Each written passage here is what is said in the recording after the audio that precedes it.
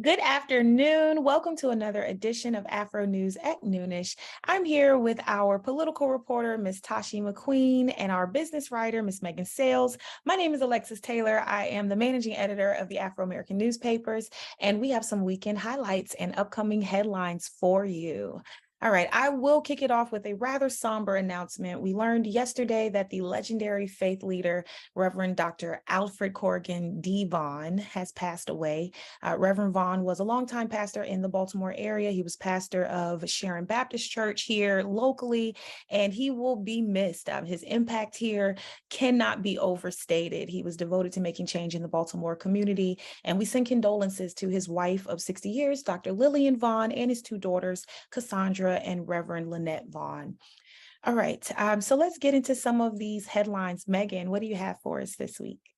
Yeah, so this afternoon, I'll have a story up on Afro News at noon about JP Morgan Chase, which recently awarded $350,000 in philanthropic funding to the Center for Nonprofit Advancement in Washington, D.C. Together, the pair kind of decided that they were going to use that $350,000 to provide 8 Black women nonprofit leaders with $25,000 grants.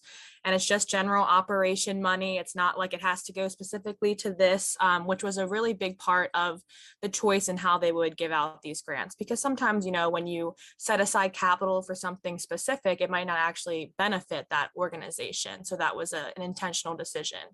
But the Center for Nonprofit Advancement specifically targeted nonprofits that are located east of the Anacostia River in Ward 7 and 8.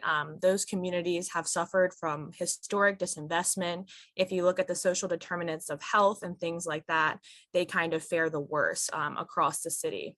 And a lot of times the residents there depend on nonprofits to access basic goods or essential services, whether that's access to mental health care, access to healthy and fresh food. And those nonprofits were also severely affected by the COVID-19 pandemic.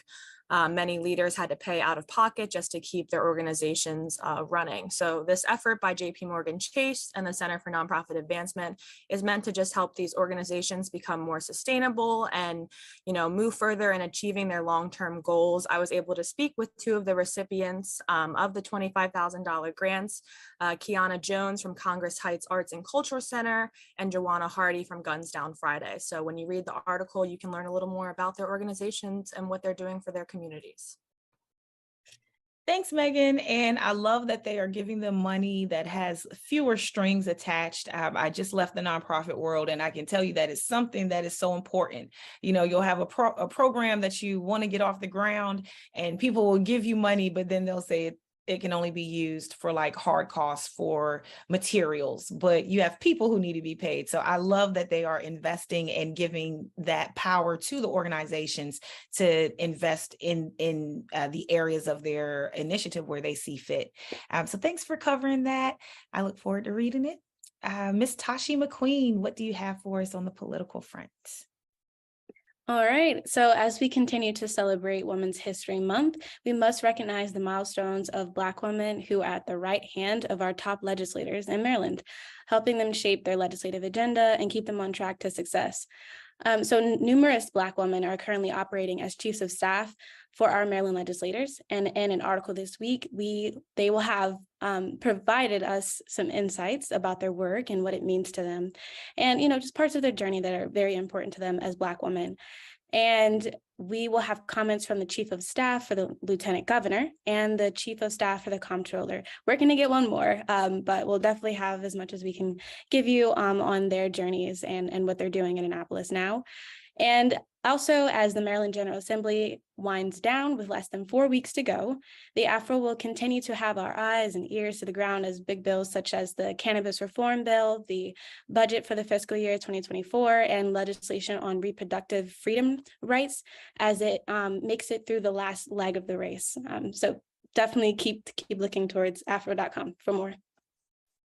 All right, thank you for that. And I will close out with a little bit of arts and culture news. We want to send a big round of congratulations to Tennessee State University. They are officially the first historically Black university, first HBCU in the country to win a Grammy. And the band won the award last month, along with Pastor Jamal Bryant. The TSU Aristocrat of Bands won the Grammy for Best Gospel Roots Album, and the title of the album is called The Urban Hymnal. Make sure you check it out. Now, Pastor Jamal Bryant came in because he actually provided some spoken word poetry for the project. So a big round of congratulations to both the TSU Aristocrat Band of Bands and to Pastor Jamal Bryant. Thank you so much for adding to the culture. So all of these stories and more will be on afro.com and on the social media platforms. We are on Twitter, we're on IG, we're on Facebook. So make sure you are staying up to date with the latest news. Follow us, like us, comment, and subscribe. Thanks for joining us for another episode of Afro News at Noonish.